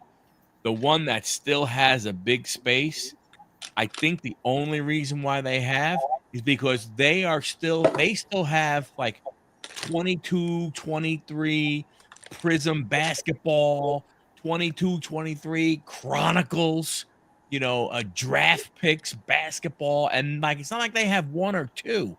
It's full shelves almost. They'll have 20 boxes of it and stuff like that and everything, and I just don't get why it's still sticking around. That's like the closest Walmart to me has that. They have 16 feet, if not 24, of nothing but that kind of crap. And there's some. They even have the Platinum Blasters that I think it's 22, the red and blue box or whatever it was. Mm-hmm. Yeah, $30 on sale. $30. I'm like, are you nuts? I would never pay that price for it. Yeah. And then somehow, all of a sudden, you go to the store and you wind up all of a sudden out of nowhere, you see, 2022 Allen and Ginter, and it's like, where the hell did you find that? Yeah, it was stuck in a box somewhere that you didn't see. Yep. What the hell is going on here? I do got to say, it's nice that you invited Jason CCB to the stream. I'm just saying. No complaining about Jason eating anymore. Matt, you still in Florida? I am. That background looks very familiar. I think I ran into a couple of hookers over there looking for them. If you ran into hookers out here, I mean, I'm at Riverside Resort at Disney. So, well, that's where the classy ones are at, Oh, yeah. You got the Kardashian hookers. Oh, yeah. We're trying to get this guy divorced. What the fuck? However, I will say, last night there were 6 police and an ambulance when we got back from the park. So Sounds about right. we're still trying to figure out what happened there. Y'all need to go to West 2 News. Nope. Are you you having Thanksgiving with the characters? No, we are. We're leaving in the morning and flying home. So I will be flying home. I can't remember when our flight is. I think it's at 11. Or no, we're checking out at 11. So it'd be 1. Yeah. That's gonna make for a nice day at the airport. Well, I mean, hopefully it won't be that bad at the airport. We were told that it's one of the slowest days of the year. There was only one flight going from Orlando back to Indiana. So You say today would have been a worse day for him to fly. Yep. Oh yeah, yeah. for sure. Yep, we were told it's pretty slow because most people are not flying on Thanksgiving. I don't honestly know why we are either, but we are. So What do you do, Stofers, when you get home? maybe if Now we they're got any of that. So yeah, I was gonna congratulate you on 100 shows. I'm Thank you, gonna sir. go soon because I'm at 40,000 steps for the day and I'm exhausted. So only 10,000 more to go, and you'll be good. Yeah. I know. I Totally. gotta tap out. I gotta do Thanksgiving duties. All right. Appreciate brother, you having me on there, fellas. Appreciate you coming on. See ya in Definitely. Happy Fuego. Thanksgiving, John. If y'all got time, we'll be on Saturday, and it's gonna be a good one. All right, I'll be there. Okay. All right. Cliffhanger. Sounds good. Beast, how many spots you got left in your break? I have 5 left. Ooh, What we're getting break close. is it, Beast? What break Woohoo. is it? It is going to be 3 cases of holiday tins, 1 advent calendar, a mega box, and then 2 special extras on top of it that you'll see when I do the break. And that $20 a spot? Or was $20 a spot shipped. $20 a spot ship. Not bad. Bam. Can't wait. When do we No, think yeah. we're having that, Beast? I'm hoping next Wednesday, the 24th. But then I realized that Mike's going to be live for his 101st first show. 101, baby. But I'll be probably doing it around 8 o'clock is what I'm thinking. So I should be done before you start. All right, No, do it. if you know, it's not big of a deal. How many 4 spots left? 5. 5 spots. 5 Thank you, spots Sean. left. And then, like I said, there's 5 that need to pay. But I know one's going to pay Friday. Alan will probably pay on the day of. I'll pay whenever. I've just been waiting to see when you would Oh, eventually sell this thing I'm out. double charging you, Maddie. I'm sorry. I have to. Okay. Interest, no. You're 35 a spot, Matt. He's not going to completely double you. He's just going to go ahead and give you The a only bump. thing is, if you want one of the tins, I'm just going to ask that you throw an extra $5 in just for shipping because they're not. Okay. You're going to add more weight to it. Sounds good. All right. Well, I'm going to get out of here. Have a good night. Happy Thank you, Maddie. Thanksgiving. Thanks a lot. Man, Same to you, Maddie. Yep. Be See you safe, you later. brother. Yeah, man. You know, Dom, I'm thinking we might have sold that gold skeins out of 50 to the wrong person. Yeah. We might have gotten double what we got. You pulled the gold skeins? It was out of Allen and Ginter out of 50. Nice. You guys hit like crazy out of Allen and Ginter. We do. I told you, man. Didn't you guys hit that dinosaur relic? Well, it wasn't a dinosaur. It was a Minotaur. Yeah. A Minotaur is not a Yep. dinosaur? No, dinosaurs this year. Oh. Yeah. What is a Minotaur then? It's kind of like fucking ridiculous. it's kind of when they put on the back of the card. This is a relic from nothing. But it was out of 10. So or is it like a mythical thing? A Minotaur? yeah, I think it was mythical back then and last year. Yeah. It's It's ridiculous. God, I want to say close to almost 10 boxes of that. Yeah. This dinosaur. Between me, Have a good night, Dom, Sean. Happy Steve. Thanksgiving. Hi, Sean. Like we're talking about. I've seen like a just one on like Bearswap.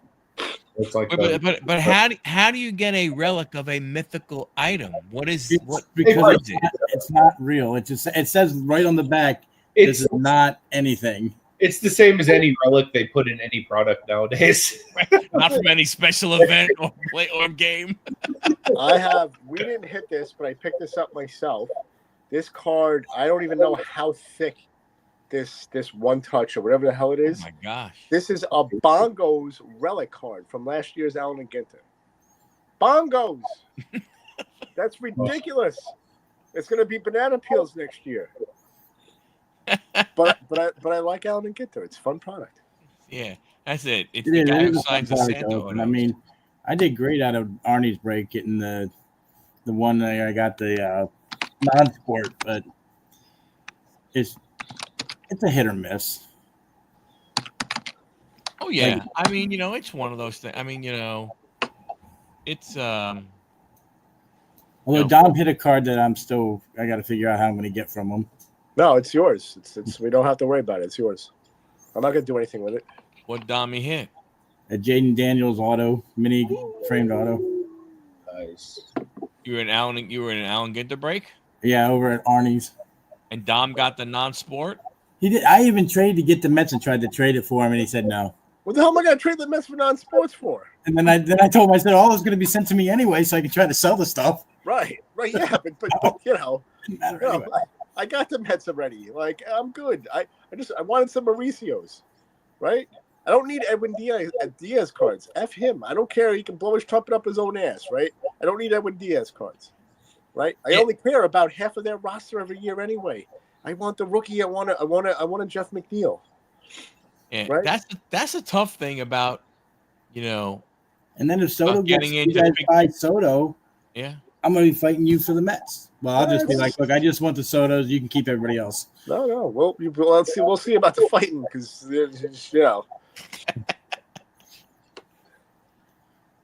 Yeah, I just don't like the player breaks. It just costs too much for the players that I want. Well, I mean, even Will Clark. you go after high-end players, though, right? So if I go after Andres Jimenez at this point in 2024, like, I'm good. Then I can get his cards. I don't have to bid on the Indians. I don't want him. I'm going to give him to Frank, and I'm going to give him to Enfuego. Why even bother bidding on him? Right. If I hit another auto, I'm good. And if it gets out of hand, hey, my max bid is, I don't know, $5 on a case or something. Yeah. Right. Like, I'm I good. mean, yeah, I do. Juan is a big one, but Right. I would not think Will Clark would be going for what he goes for in the player breaks. It's just ridiculous. He's a classic player, though, right? He was a player's player back in the day. He was. But But that's kind of what I'm focusing on with mine is just those two guys. And I still collect a lot of the older Redskins like Theismann and Riggins and those guys. But Daniels is the one now. Him and Terry. Yeah. The only two. Daniels looks like a stud.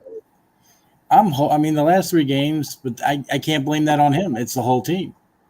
Yeah. We looked so bad against Dallas. It was ridiculous. But we also got to remember, these guys are not playing as much as we think they are. And you look at the consistency. Look at Bo Nix, right? Bo Nix played what, 50 games in college or something like that, like some crazy ass number, right? Whereas Jaden Daniels, what did he do? And Anthony Richardson, what'd they play? 15, 18? So they're still.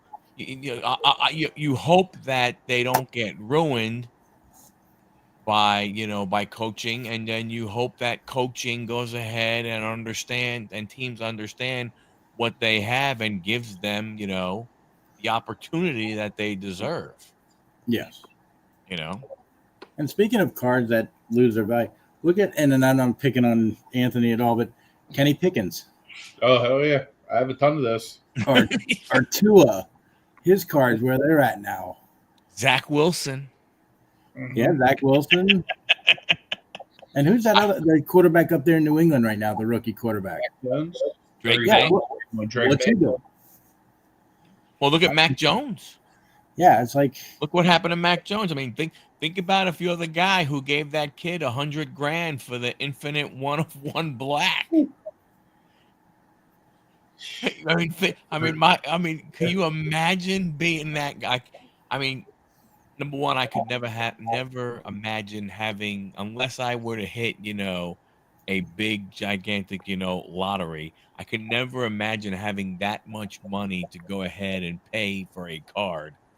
I mean, crap, man. If a card's up a few $100, I'm like, oh my gosh, I don't even know about it. I can only imagine these people forking over, 100 grand for a card, and then to see that card basically be worth, I don't know, Dollar.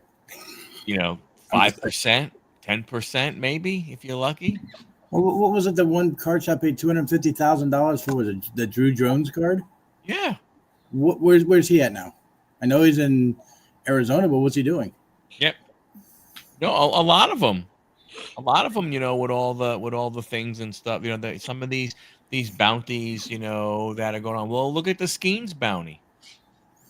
Now, that would be an awesome thing, if it would be, it'd probably be, well, I don't know if awesome is the right word, but it would probably be a tough decision for someone like Anthony if he was to friggin' somehow pull that card and sit there and go, do I sell it or do I trade it for, with What the Pirates are offering me, everybody else, it's pitching into.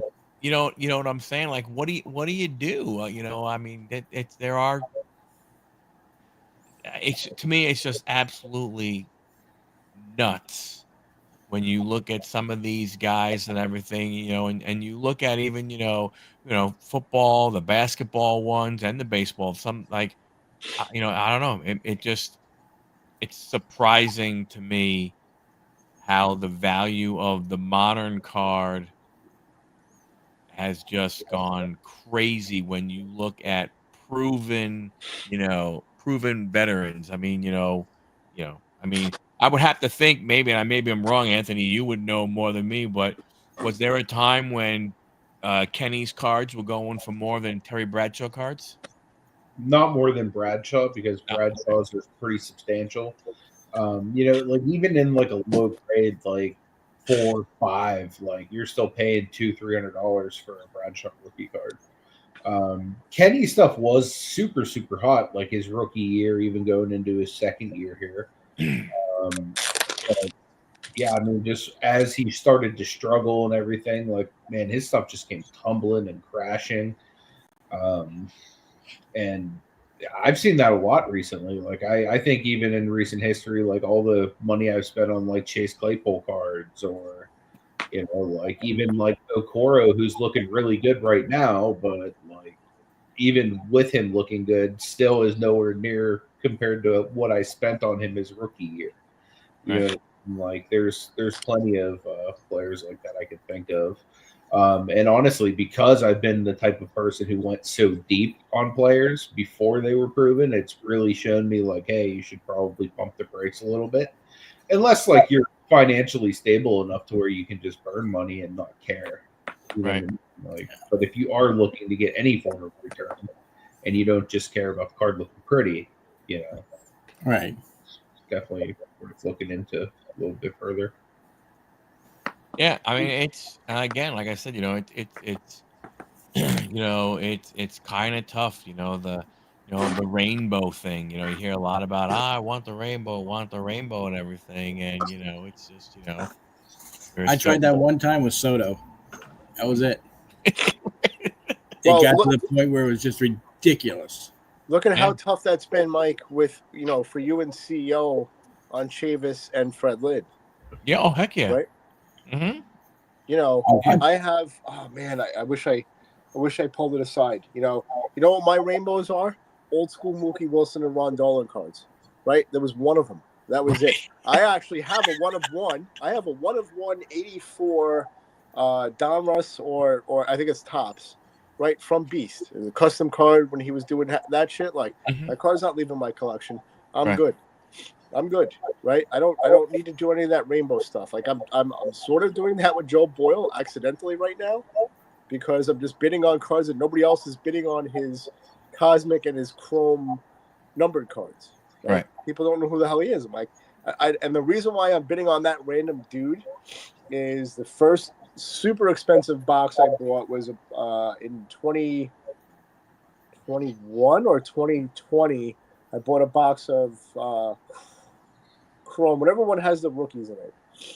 Right? I don't know if it was not draft because it had actual rookies in that first. No, it had firsts, right? $200, $300, whatever it was, and I hit a 205 red Joe Boyle on card autograph, right? And and then went back, watched a little bit of him playing in college and shit, and now I've got like 30 cards of his, and I don't know what the hell I'm ever gonna do with him, right?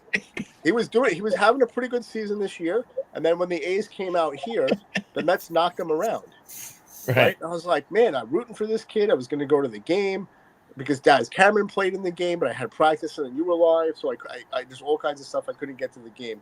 It was Daz Cameron's debut in Citi Field, right? He hadn't played there yet at that point in time because he was with the Tigers for a couple of years. So if I had known that, I would have blown fucking everything off and just said, "Hey, I'm going." But there's another dude like my Daz Cameron collection. Nobody even knows who the hell that guy is anymore. Right. My dad's here is most of my dad's camera collection. This is a 10-inch bin, right? And there are 12 PSA 10 cards in here. This is loaded with autos and stuff, right? Like, I'm good. I'm happy, man. His dad was awesome. I loved his dad. I wish he, if he ever became good, I don't know if I would put the stuff. Right? It has no value now. Jeff McNeil cards, they have no fucking value now. I couldn't give away a PSA 10 rookie card to his. I'm still rooting for him because he's a scrappy player, right? Cameron was a phenomenal player. I got a whole binder full of guys like that. Like, I can't tell you how many like Anthony Bennett's I have just because the Cavs drafted him in the first round and he was a bust. And I still, like, if I'm at a card show and I see like a cool looking, unique Anthony Bennett in a Cavs uniform, I still pick him up.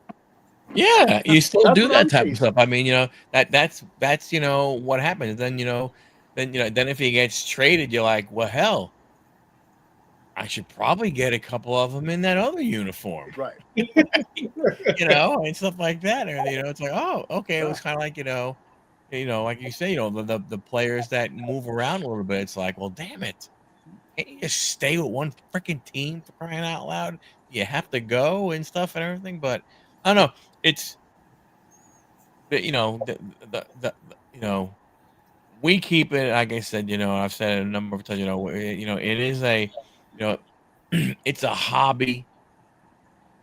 It's you get things that you like, but I'll be honest with you, Dom, whether it is Daz Cameron or Anthony Bennett or or hell, even a Will Clark or a Fred Lynn and everything, it's like Roger Clemens.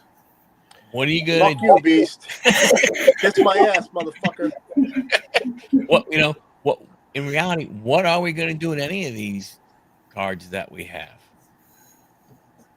True. You know what I I got mean? Kevin Mitchell cards. I got a lot of his cards. Well, and that's what I'm saying. Like, what's the odds of you being able to get those in front of another Kevin Mitchell fan? Probably very rare. You know what I mean? So it's like, There are no Kevin Mitchell fans. Kevin Mitchell's not even a Kevin Mitchell fan. His brain's too eroded from doing coke. He should be great friends with Daryl then. Yeah, He was. Oh, yeah. He Probably was. him, Daryl and Doc. And Dykstra. And Dykstra. Yeah. And Keith was too at the time.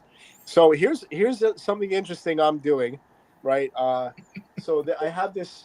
I don't know what the hell you call it. I'm fried, and I don't. A room? No, up in the ceiling there's this drop down, right? So what I'm gonna do, what I'm working on with a buddy of mine who's handy and he's got mills and shit. So we're actually gonna put shelves up here. I'm not telling my landlord until I buy the unit from her, but I'm gonna put them up from beforehand. But I'm gonna put shelves up, and how I'm gonna do this? Because I gotta downsize, right?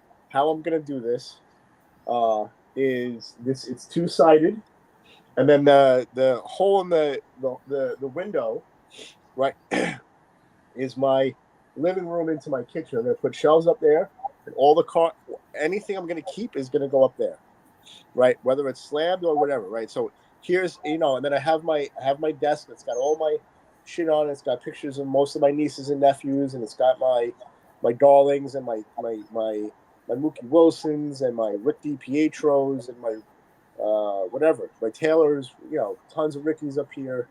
You know, a Grail card for me, you know, was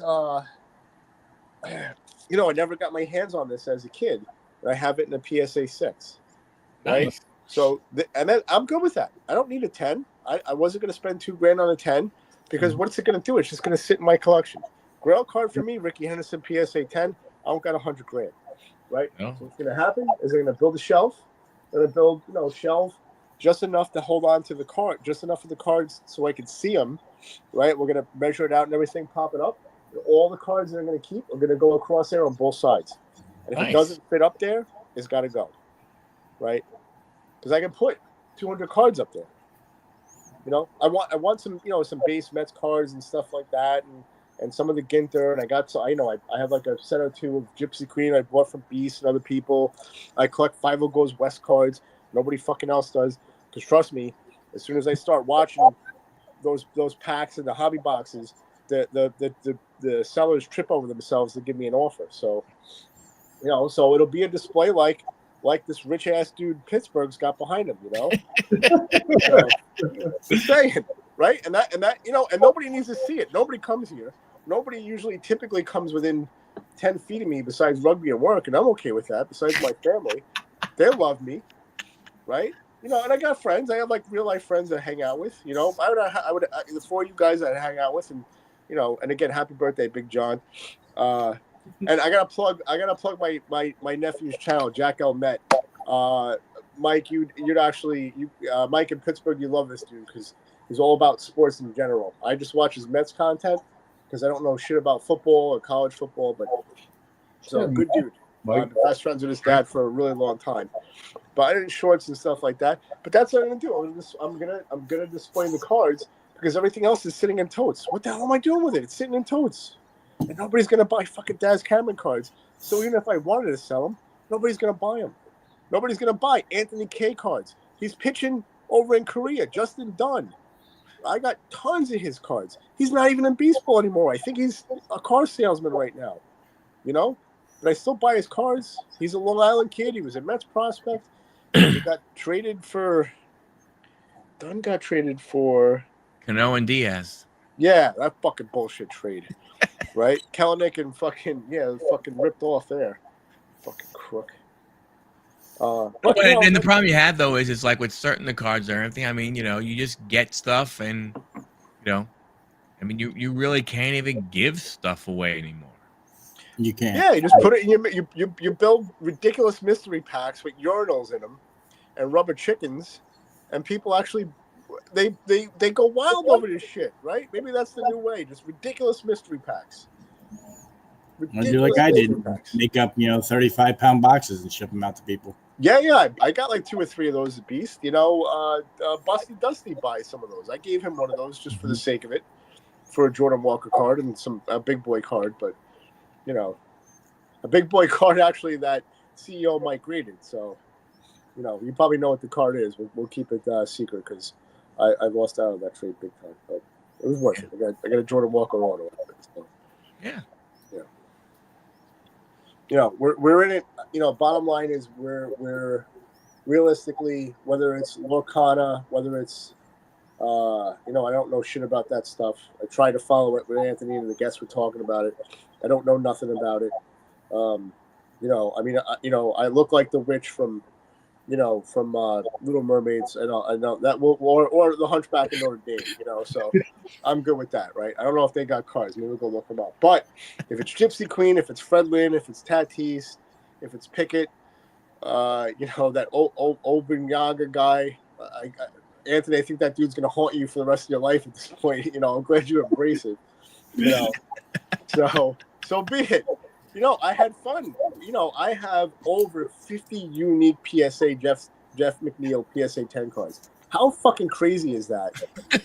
I don't have all of them, right? And I'm not talking like 1 of 50 or whatever or 20 of whatever. Like unique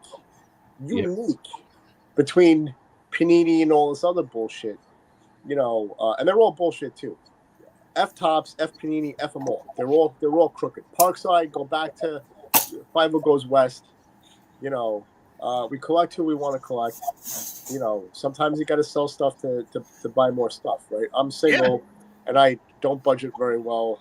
You know, I do okay, and I'm in sort of in debt, right? I'm climbing out of it. I tried to sell 2 cards on eBay. Huddle, I told you about it. Cards cost me $90 total. I sold them for $32, and I messed up on one of them on a Harrison Beta Refractor rookie card, PSA 10. And I was selling it for $60. I put it up for auction. It went for $20, and I paid for the shipping too. So, you know, so I lost big time on it. So I have a different plan when I'm going to sell stuff. I'm going to go, what was his name? Chasing Majors, right? You know, he sells the ComC John. and stuff. I'm going to go I pay attention, Anthony. When you guys have these guests on, I appreciate it. You know, It's all good. 1 Million Cubs and all those guys, you know. You know, Big John, there's a lot. You guys had a lot of really cool guys on, you know, and folks on. You know, the couple that sold the stickers and stuff, right? So my plan is because my YouTube, I'll have a YouTube. My eBay store is too small; it has no visibility on it, right? I'm gonna you know go to send stuff to Probstein or DC Sports, somebody who's not a scumbag like fucking PWCC that got kicked off of eBay because they were false bidding against themselves, you know, proxy bidding, whatever. F them. You know, so just get rid of some shit because what is it doing here? How many fucking $50 PSA 10 cards am I going to give away in a box that I'm spending $100 additional on so that somebody has fun? It's for good causes. I don't do it for bullshit. Right. I do it for now and then because I was close with that dude. Like, you know, like I really was. You know, I really care about that dude. I'm building up one now for you know, for Doug because he's doing the advent calendars again this year. You know, I got to one all family friendly. I can't put, you know, crazy ridiculous stuff in there because, you know, the next one I work on is going to be an adult one and it's going to have a warning on it. So, you know, so I'll leave it at that. You know, just ridiculous. Have fun. I have fun with it. You know, I have a Beastie Boys lyric that I quote. You know, spread love like roots on a tree. That's my, you know, Bud's got one and Hollis has got one and Beast. You know, like, man, you know, like we're in it for fun. You know, I don't have the capacity. I coach a couple of teams. I'm a part-time lawyer. I work, you know, 60 hours at my full-time job as a warehouse manager, and I help pack shit and unpack shit all day. And I tell you, I have an aversion to pack my own stuff. I can't. I just can't do it.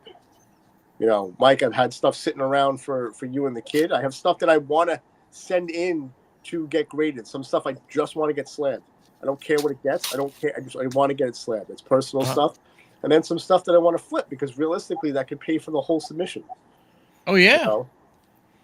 That's the way you got to look at it. I mean, I think that's the way, you know, that's the way you got to look at it. I mean, you know, you flip cards to, you know, to pay for better stuff or get better stuff. You flip cards to go ahead and, you know, and pay for all the supplies you're going to need to make your shelves. Yeah. Yeah. Or even, you know, to buy the blasters that I put in those boxes. You know, I do it for fun. It brings joy to some people's faces. Some people groan. I won't sell them because I just, you know, then it compromises what I'm trying to do with it and the fact that it goes to causes and stuff. I mean, Beast, man, when Beast was, you know, when you know, I don't know at what point Beast found the card immunity, but the amount of cards he was giving away was ridiculous. It's like, what the hell are you doing? He was just giving them away. He gets into a break, and if he can't trade for a team that he wants, he just says, give them to whoever, right? Like, you know, I mean, it's nice to have that, you know, retired stripper money, but you know, good on you, Beast. You know, I respect the hell out of you. I love you, man. I got to use it for something. Whatever, man. I mean, I've already got, you know, a cameo from Clemens for you for Christmas, so that's coming. Motherfucker, you know I know you live, right? Keep this shit up. I'm still waiting for you to come down and give me my kiss. I mean, I sent you 2 bags of Hershey Kisses last year. that doesn't count as an That actual kiss. counts. I'm I sorry. never said I was going to kiss you on the lips, bitch. I'm pretty sure that's what it was. You keep this fucking Roger Clemens shit up. I'm telling you. I'm going to send you a big I bag haven't of shit. sent you in a while. I'm gonna send you a big bag of shit, and somebody whose last name starts with V is going to deliver it with no clothes on. I got connections. I know people. I'm just saying. I thought that's what you were putting the shelves up for. All his cards for you. Yeah. I'm gonna put up fucking Roger shithead Clemens cards. That Come on, I can get you. How about an autograph of his? You'd like that? No, I wouldn't. I would set it on fire. You want the Patrick Ewing autograph? Yeah, I would take a Patrick Ewing autograph. Willie Mays. Don't send me one of your fucking custom cards, Patrick Ewing and Roger Clemens on the same card, right? Front and back. Don't give me that shit. You know. Hey, I'm glad you guys, you know, Huddle Mania. I'm glad you kept this going. I appreciate being on. Anthony, I promise I'll get to the new podcast. You guys covered a lot of different bases, a lot of interesting stuff, right? You had that Pixie lady on with the mental health awareness. I'm huge for that stuff, right? It is a big deal for me, even though I don't get help for myself, and I probably should. But that's a whole other story. So we'll leave that alone. Hey, in the link, it should be in the description. Is the link to the Achieve More podcast on Spotify. If you think that's something, we've had some really interesting people, who have come on, the Achieve More podcast. I mean,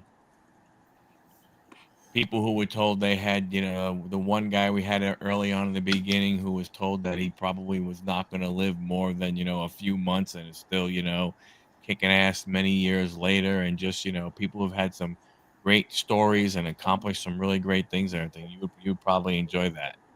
I wanted to go back and catch a couple of your early ones. Yeah. Now, they achieve more stuff. Like I said, if you want the video format, you go to Anthony's channel. It's there. Yeah. If you just want to listen to it, then the link is in the description for Spotify. Okay. Now, does your son only look at grading, or would he authenticate a card if it's real or not real? Does he know how to do that kind of stuff? Right now, just grading. Okay. Because I found a Nolan Ryan. I think it's with Tom Seaver and him and the rookie card together. It's in awesome condition, but I've looked it up, and there's like, you could have got out of this game that they had Topps had out at one point, and a Monopoly type one, and then there's the actual cards. So I'm like, and they all look real similar to each other. So it's like breakout cards. That? Are you familiar with Ryan Nolan? He has a channel called Breakout Cards. No. He wrote a book called Spotting Fakes, and I'm almost positive that specific card is one of the cards he talks about in his book. He has a YouTube channel, and he's somebody that I've reached out to on social media over the years. But if you have the card and you take some pictures, it might be worth shooting them over to him in a DM or something, just to be like, hey, you wrote the book on spotting fakes, specifically this card. What do you think of it? Breakout breaks? It's breakout cards. Breakout cards. Yeah. He actually might even have a video on that specific one too, because he actually made videos of a lot of the different cards in his book as well. Yeah. The only other way of doing that would be to send it out to PSA for $25 to see what they say. Mm-hmm. I really don't want to do that, because if it is real, then I want to get it graded, obviously. Yeah. Well, normally, Ryan, like, if it's real, it'll have this, and this. If it's fake, it probably has this or this. Okay. So, it's like a good checklist of, like, you can go down and pretty much, like, self-authenticate almost. I'll definitely have to take a look at that then. Yeah, he's pretty good. He's really good when it comes to that stuff. Mm. And he is he's a vintage guy. You know what I'm saying? He he really. I mean, I'm counting it focuses- more as a replica or something like that. But Yeah. if it turned out to be real, I would get it graded and it'd go to a specific person, even though, he doesn't like when I send him certain other cards, but it is One what it is. player. Mention his name again. I'm going to What are you come gonna pee in do? What your are you gonna do? mailbox. I will come pee in your mailbox. That will be my second ever YouTube video, me peeing in your mailbox. Well, that would be good because then at least I get my kiss. I'm just saying, That's it. I'll tell your wife so she doesn't put her hands in it. And I'll say, oh, Beast, there's a Juan Soto card in your mailbox. And it'll be pee. Hey, you could test the. You know, what you do is you buy one dummy that's slabbed, and then you put it in a Ziploc bag. You pee in the Ziploc bag and say, "Hey, hopefully this will go ahead and won't ruin the card." That's a lot of effort. It's a lot of effort. I'd rather drive to his house in Pennsylvania to prove a point and pee in his mailbox. I probably need a cinder block to get up there, but Well, stop by for lunch if you're coming to Pennsylvania. Right. I got family in Pennsylvania, so I'll get there eventually. I got extended family. I got a cousin who in Wilkes-Barre. So That's way too close. yeah. Hey, Beast, I picked up rugby in Scranton, man, so I know the area. I could bring some rugby teams. Maybe we just all pee on your lawn. I'll say this guy doesn't like rugby. No. Just be glad, Don, that Don West and Home Shopping Network doesn't do that anymore. While you're drinking, you'd be having a lot of cards. Clear. I don't know if I can tolerate that guy. I don't. He was fun to watch. I mean, I never really liked him, but it was fun to watch how excited you get over cards that now we're looking at like, yeah, they're not worth that then either. I remember getting pissed off that my mom wouldn't order from the guy. I'm like, come on, it's only like $75, Mom. 100 pounds of rookie cards. It's a whole set. He was good on TNA though. I'll give him that. He was You could enjoyable. get the Michael Jordan. we got to get Kenny on the line. He was more fun to listen to on TNA wrestling. What an odd Mike Tenay. That was such an odd. Yeah, it was an odd pairing. But man, what a gold mine. They didn't know what they had back then. Yeah. Wrestling wise, but Well, all right, fellas. It's 2 hours. I know. Hey, look. Thank you so much. Thank you for everybody who watched. Thank you for everybody who still might be here in the chat and everything. Much appreciated. Couldn't get this far without you guys. I'm looking forward to doing more of these. I keep trying to ask people to come on. It's crazy. People say yes, and all of a sudden, they become ghosts and everything, and that's okay. I'm just gonna keep bombarding people's IG messages so they go ahead and say, sure, if you'll leave me alone, I'll give you an hour of my time. hey, look, man, if they don't want to mess with you, there's plenty of other people. I've given you suggestions, right? There's plenty of other people to go to. Yep. So yeah. My LCS guy would do it again because he would be. He's working now. He's writing stories for Sports Illustrated. So. Oh yeah, he was good, Tony. So he would do it again. Yeah. I don't know how many people. Appreciate it. Did you link my channel at the bottom or no? You don't have to. They can look for my Firestarter breaks. If you're interested in getting my break, check the community tab there. It tells you what it's all about. Yeah. What we got going on. We got 5 spots left. 5 spots left. Can you link the live video I'm gonna have later of me going to Beast's house? Oh yeah. Yeah. I'll put that on my channel.